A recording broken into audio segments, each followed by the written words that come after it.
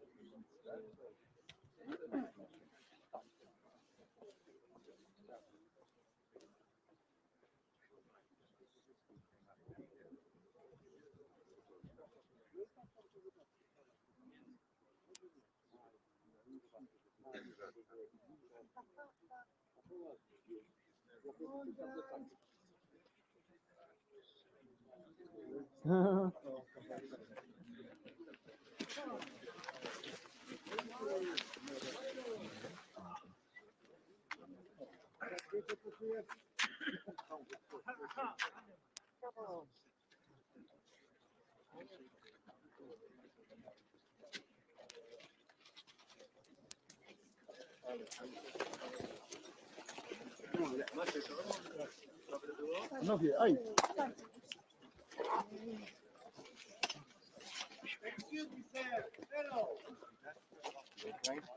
No.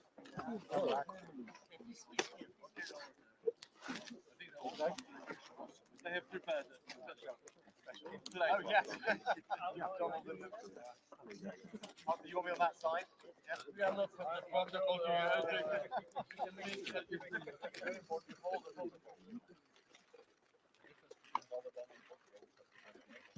Exactly.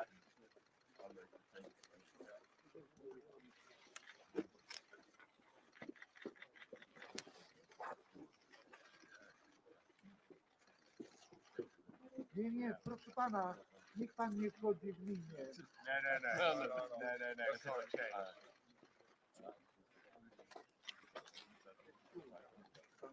Tam. Okay, thanks so much.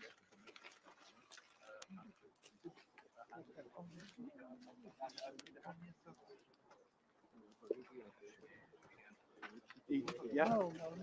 No.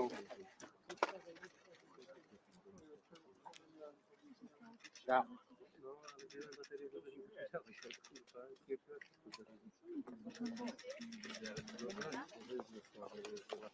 Oh, come on. Karol, idź tam.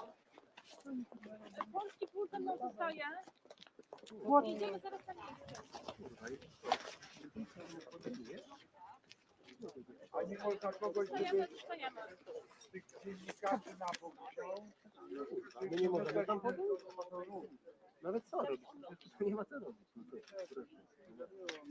Nie, no płacz. Następna, może jeszcze Z telefonem. pierwszy raz. Come on. No, there. Telefon,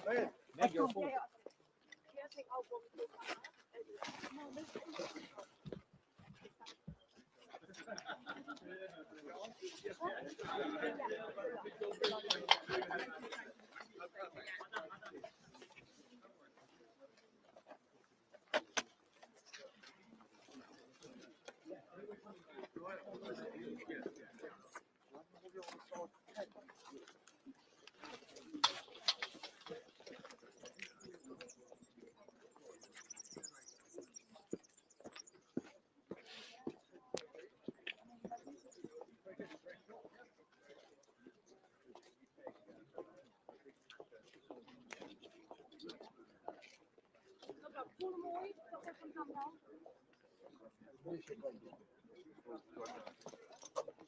To idzie na pół, to jest za mój, już teraz.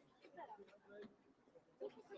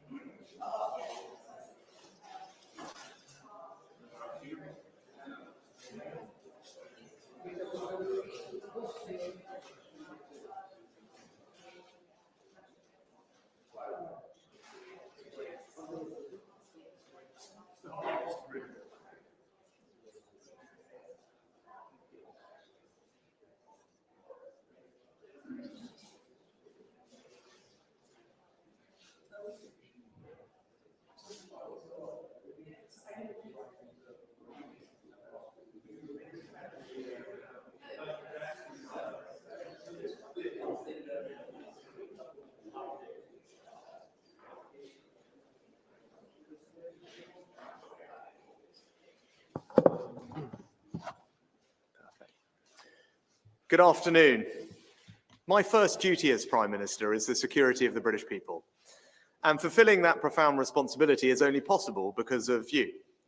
Just 10 days ago, I gave the order for the RAF to join an international effort intercepting a barrage of Iranian missiles headed towards Israel. Those pilots, like you, like every generation of British servicemen and women before you, were willing to put their own safety over the line for the security of others and the defense of our liberties and our values. From your regiment's service in Iraq and Afghanistan to your current role here in Poland protecting NATO's eastern flank, you've made those sacrifices in the service of our country. I'm truly humbled by your courage and your professionalism. And on behalf of a proud and grateful nation, let me simply say thank you. But I haven't just brought you here together today to express my gratitude. I want to talk to you about how we equip you to do your duty in an increasingly dangerous world. We've entered a period in history in which competition between countries has sharpened profoundly.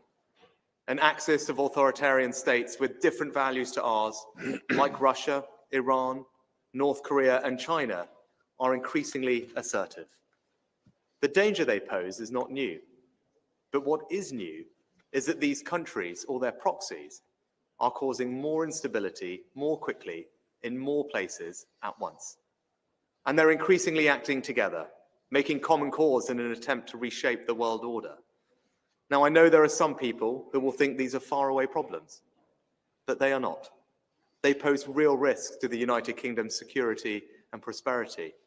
Russia has already poisoned people on British soil with chemical weapons, caused energy bills to soar, weaponized migration, and send technology to Iran in exchange for weapons, like the Shahid drones that I saw myself are wreaking such devastation in Ukraine. Iran themselves have threatened to kill and kidnap people within our borders for exercising their right to free speech, and use proxies, like the Houthis, to attack British ships in the Red Sea, disrupting supplies of crucial goods to our high streets. North Korea, too, is supplying munitions and artillery to Russia and their hackers have targeted British businesses and the NHS. And Chinese state-affiliated actors have conducted malicious cyber campaigns against British MPs. China itself is engaged in a huge military modernization program. Potential flashpoints in the Indo-Pacific could have an impact on the global economy far larger even than COVID. And China is increasingly working with others to try and reshape the world, including their so-called unlimited partnership with Russia. So the new assertiveness of these authoritarian states far from our shores must concern us, because they are increasingly acting together against the fundamental values that we all hold dear of democracy, freedom, and the rule of law. Now, we must not overstate the danger. We're not on the brink of war, and nor do we seek it. And people should feel reassured that the UK's armed forces are some of the most professional, well-trained, well-equipped, and battle-ready in the world. And I'm incredibly proud of all that they've achieved, from patrolling the Arctic Circle as part of the Joint Expeditionary Force, to the campaign against Daesh in the deserts of Iraq and Syria, from protecting the freedom of navigation in the Red Sea, to policing the skies above Eastern Europe. And just look at the investments we've made in the last decade. £40 billion in the British Army, who proudly provide one of NATO's strategic reserves, with 16,000 troops deployed to Europe this year. The Royal Air Force, equipped with new Typhoons, Chinooks, F-35s, with the GCAP programme delivering new fighter jets with Japan and Italy.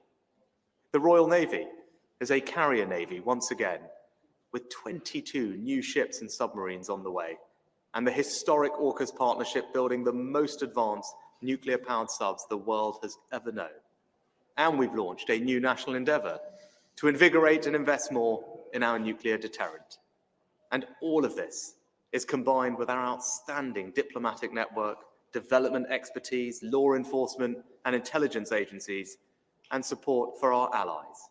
Above all, the £12 billion we've provided to Ukraine. So I'm proud of our record on defence and confident in our ability to deter our adversaries and ensure the security of the United Kingdom. But in a world that's the most dangerous it's been since the end of the Cold War, we cannot and must not be complacent. As Churchill said in 1934, to urge the preparation of defence is not to insert the imminence of war.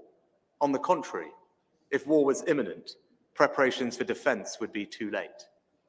I believe we must do more to defend our country, our interests, and our values. So today I'm announcing the biggest strengthening of our national defence for a generation. We will increase defence spending to a new baseline of 2.5% of GDP by 2030. That starts today and rises steadily in each and every year. Over the next 6 years, we'll invest an additional £75 billion in our defence. And it will be fully funded with no increase in borrowing or debt. So this is not some vague aspiration for the future.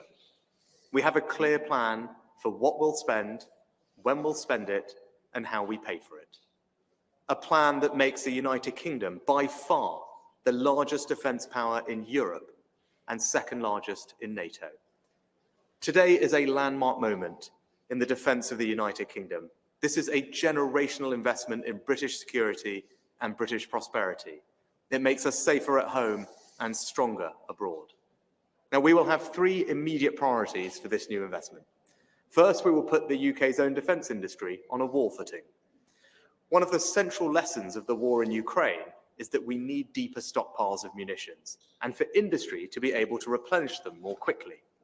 So today we're giving £10 billion in munitions support to give industry long-term funding certainty, backed by long-term contracts, so that they can produce more, be readier to surge capacity, and to move to always-on production when required. From surface-to-air missiles made in Bolton to anti-tank weapons in Belfast, we will replenish our stockpiles, all while supporting British jobs right across the Union. But it's not just about investing more, we must invest better. For too long, too much of our defence procurement has been over-complex, over-budget, and over time. So we are making radical reforms to our procurement model to make sure this new investment delivers value for money. And to encourage private sector investment into defence production, I can also announce today that we're going to put beyond doubt that defence investment does count towards environmental, social, and governance assessments. There is nothing more ethical than defending our way of life from those who threaten it. Now, all of this will put us at the forefront of the global defence industry, allow us to hugely ramp up defence production, and give our armed forces the capability they need to keep us safe. But, as in so many other areas of our lives, technology is changing the face of war. So our second immediate priority is innovation and new technology. We need to innovate and adapt faster than our adversaries in space and cyberspace, just as much as land, sea, and air. Look at Ukraine. Now, many aspects of the war would be familiar to a soldier from World War I or II, yet others would be unimaginably different, like the fact that cheap, high-tech autonomous drones could disable large parts of Russia's Black Sea fleet. Now, the good news is that innovation is already one of our greatest strengths. The UK's own Dragonfire laser directed energy weapon costs only £10 a shot, yet is accurate enough to hit a £1 coin from a kilometre away. And today we're going further. We'll increase our defence R&D at a minimum to 5% of the defence budget, invest far more in autonomous drones, and we will set up a new Defence Innovation Agency so that for the first time, decisions about defence innovation will be brought together in a single strategic agency that will be freed from red tape and work with the private sector on emerging new technologies. Now, third, we must support Ukraine for the long term. Since the Cold War ended, the freedom of our continent has been based on a simple idea, that it is for people to decide the fate of their countries, not foreign armies. But allow Putin to win in Ukraine, and that principle of sovereignty would be undermined. We would be dragged back to a world where brute force, rather than the democratic will of free peoples, would shape borders and decide futures. And Putin will not stop in Ukraine. Win there, and he and indeed others will be emboldened. He has the desire, if not yet the capacity, to attack other countries in Europe, potentially including NATO allies, who we would be bound to defend just as they are bound to defend us. The costs of failing to support Ukraine now will be far greater than the costs of repelling Putin, because only if he fails will he and other adversaries be deterred. And that is why the United Kingdom, whose history of standing up to dictators is so much part of our national consciousness, has come together with our allies to stand with Ukraine from the very start. Today, we go further. We will send Ukraine an additional £500 million, hitting £3 billion of support this year, and will provide them with the largest ever package of UK military equipment. This will include more than 400 vehicles, 4 million rounds of ammunition, 60 boats and offshore raiding craft, vital air defences, and long-range, precision-guided Storm Shadow missiles.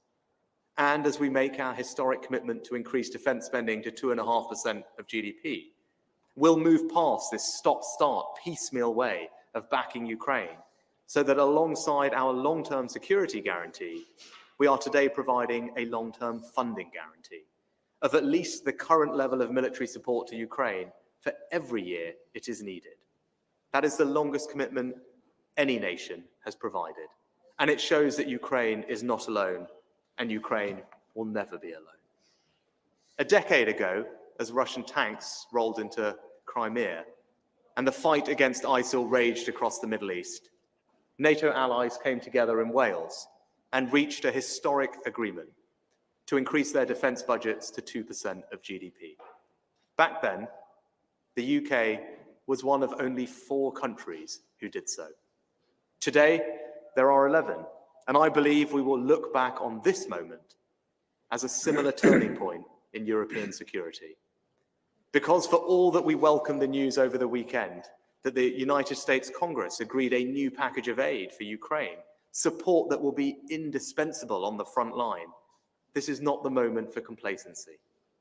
We cannot keep expecting America to pay any price or bear any burden if we ourselves are unwilling to make greater sacrifices for our own security.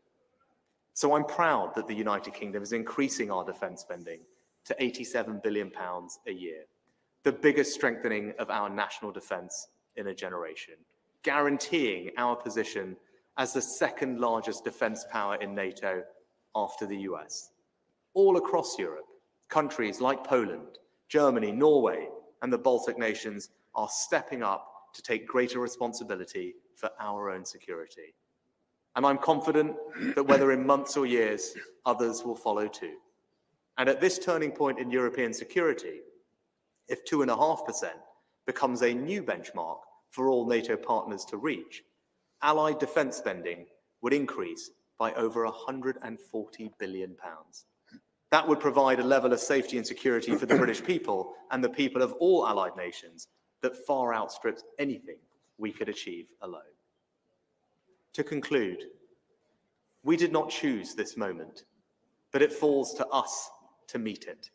In a world of increasing threats, we must show our enemies that we are resolute and determined, that their attempts to destabilize our world or redraw its borders by force will fail, that with our friends and our allies, we will be at the forefront of the defense of the free democratic world.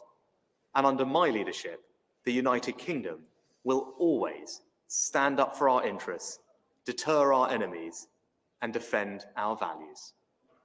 Now it's my enormous pleasure to introduce Jens Stoltenberg, the NATO Secretary General. Jens, thank you for joining us today. Over to you. Thanks so much, Prime Minister Sunak and Rishi. It's great to be here in Poland together with you today. The United Kingdom is a highly valued and staunch and essential NATO ally, contributing greatly to our shared security in so many different ways.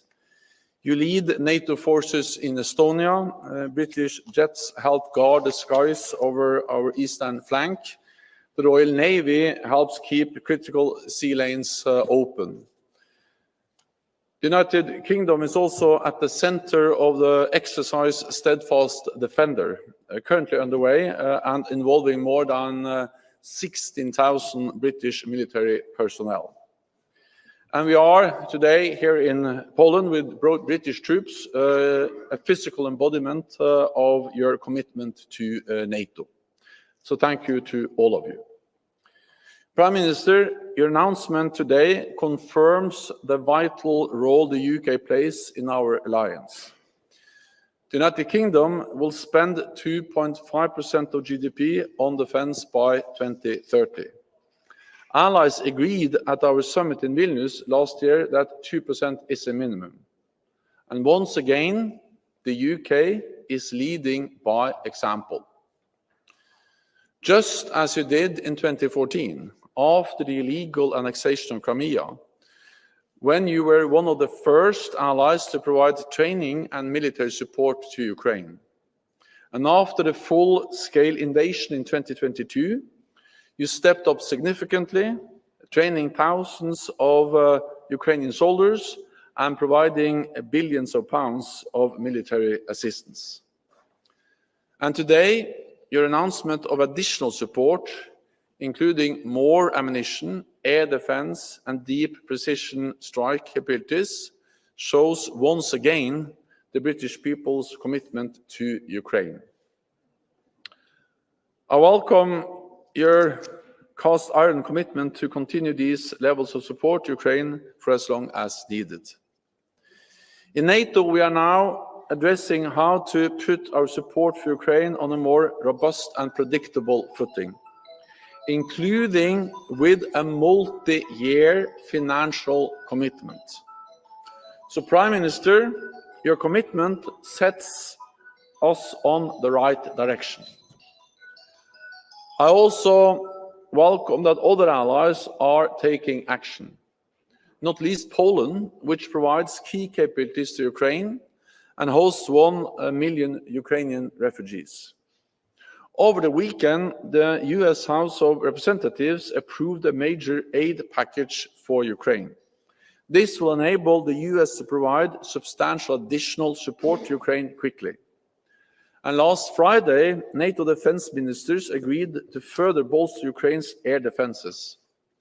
Germany's delivery of another Patriot system is imminent, and other allies made concrete commitments in that NATO meeting, with deliveries expected soon.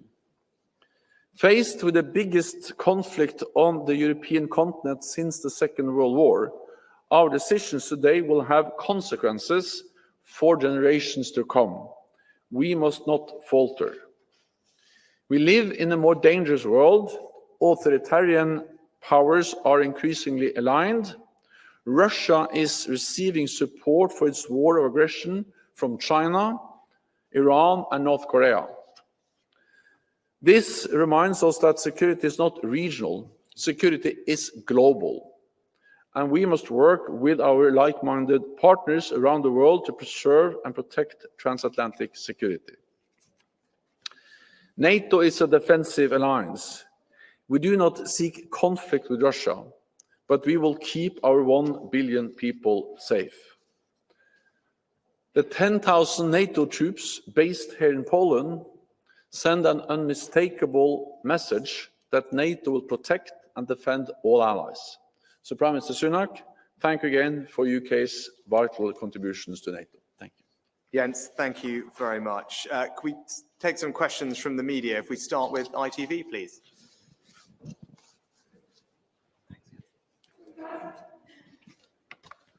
Prime Minister, ever since the Cold War ended, we've enjoyed what was known as the peace dividend that allowed more money to be spent on schools, welfare, hospitals. Are those days definitively over, and must those other areas take a hit as a result? Well, thank you for the question. I wouldn't characterize it in exactly that way, because thanks to our management of the economy, we're able to make this announcement today. The bedrock of everything we want to achieve as a country is founded on having a strong economy. Now, when I came into office, inflation was running at 11%, energy bills had skyrocketed. We're in a far better place today. Inflation back down at 3% and falling, energy bills falling, interest rates to follow, and the economy is growing again. So I think it's because of that strong management of the economy that I can stand here today and make this announcement. But what I would say is we do have to recognize that we live in a more dangerous world.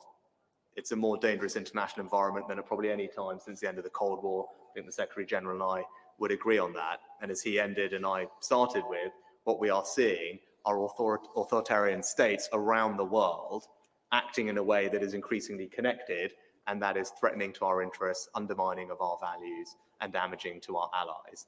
And in that environment, the right thing for me to do, in fact, my duty and obligation as a British Prime Minister, is to make sure that we are strengthening our national defence so I can keep our country safe. And that's what this announcement reflects. It reflects the fact that the world is sadly a more dangerous and uncertain place. And in that environment, the UK will do what it's always done, lead by example, as the Secretary General said, invest in our national defence so that we can keep our country safe, and together with our friends and allies around the world, defend the values that we all hold so dear and that colleagues in this room and generations before them have fought very hard to defend. And as I said, of course that comes with choices. Government is about choices. But my belief is that it's the right choice for the country at this moment to invest more and strengthen our national defence. To do otherwise would be to abrogate my responsibility as Prime Minister. And I said, under my leadership, that's not what we're going to do. We're going to invest more in our national defence to keep our country safe and our alliances strong. Next, can we turn to the Daily Mail?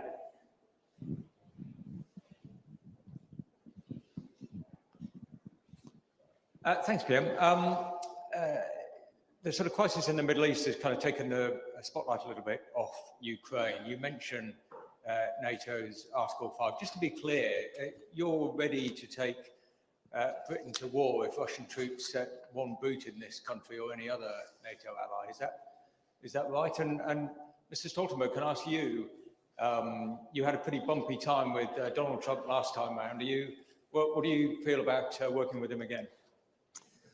If I take the first one, Jason, look, our commitment to NATO is absolutely unequivocal. And as Jens will speak to, the UK has proudly contributed to every NATO mission, and Jens can talk to you about the importance of the UK and our armed forces to the overall NATO security umbrella. Something we're proud to play our part in, and contributes massively to the UK's own security. It's a cornerstone of our own defence, is the fact that we have a nuclear deterrent and we're a member of the greatest defensive military alliance that the world has ever seen. But when it comes to you said, we're here and talking about the situation, I wanted to come and make this announcement here and together with Jens, because you're right, yes, there has been a lot of focus on the Middle East, rightly, in the past few weeks and months, but we can't lose sight of the situation here in Europe, on our continent, with Russian aggression. And I think that's why it's important for us to be able to make this announcement here. And we spoke with Donald earlier, and I'll be seeing him later today. Security is indivisible, and our job is to stand with our allies.